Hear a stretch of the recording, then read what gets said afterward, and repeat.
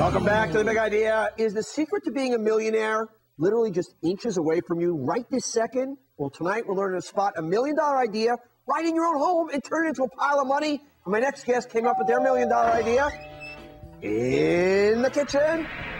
Nothing smells better in the kitchen than fresh bread cooking. And no bread makes better snacking than piping hot pretzels. But Kim and Scott Holstein weren't satisfied with just ordinary pretzels. They wanted to munch on gourmet pretzels of every flavor.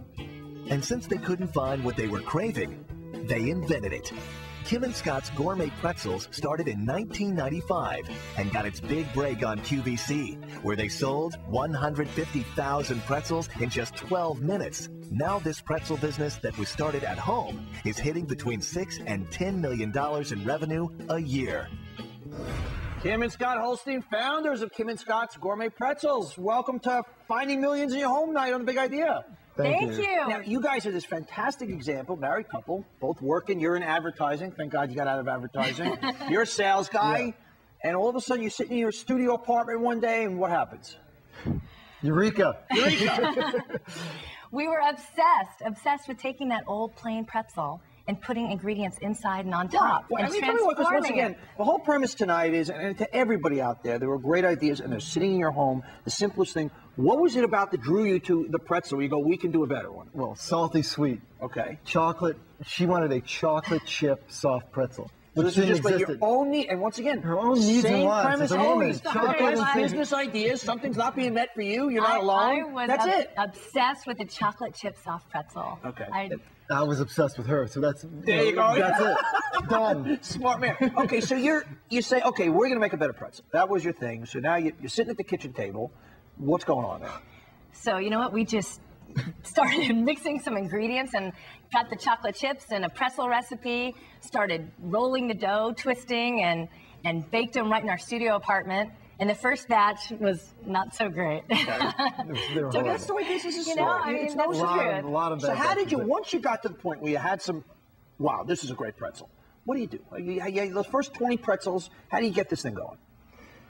Just trial and error, and you start looking for ways to finance. You start looking for people that you know who might know somebody who knows how to get into the bakery business. And Well, and also we just started going to places like coffee shops and bars and places right in our neighborhood. We were It's living that in Chicago. simple. Everybody thinks there's a magical No. formula. You put a bundle under your arm, and you start knocking That's on what doors. I'm saying. That's it. Exactly. That's the formula, kids at home. There's no shortcuts. That's you it. got a good product, figure out how to make it, and then go sell it. Start with one door. That's it.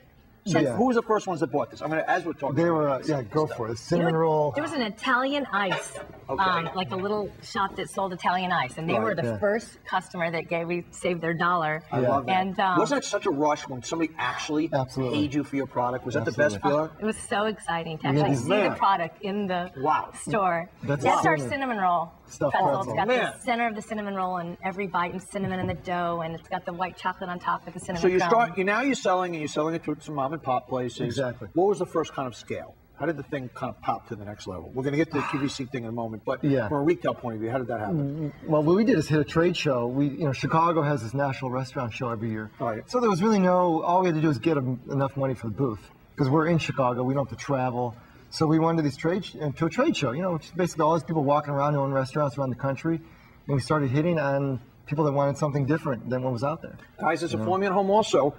There's a trade show for everything. There is a trade show. I don't care what you're making. So when you get the prototype, you figure out how to make it. It's not that expensive. How much was a tiny little booth at this trade show? You know what? It varies. The price can vary from like $1,000 to $5,000. But sure, but it's not hundreds of thousands of dollars. Yeah, you can scrape a couple of $1,000s together. Yeah. Okay, so now you start selling a restaurant. How did the QVC thing happen? Because you sold $1 million. Guys, listen to home. $1 million worth of pretzels in 24 hours. This is a great country. How do you break the nut on QVC? How'd you get in there? You know, it was a wild little adventure. We got a letter from the Illinois Department of Agriculture telling us that QVC was looking for companies Products, and product products, search. they have a product search. So we sent in our application. They asked us to go to the Mall of America, and we thought that we were going to a meeting there. And we get to the mall, and there's like lines of hundreds of people for this big product search.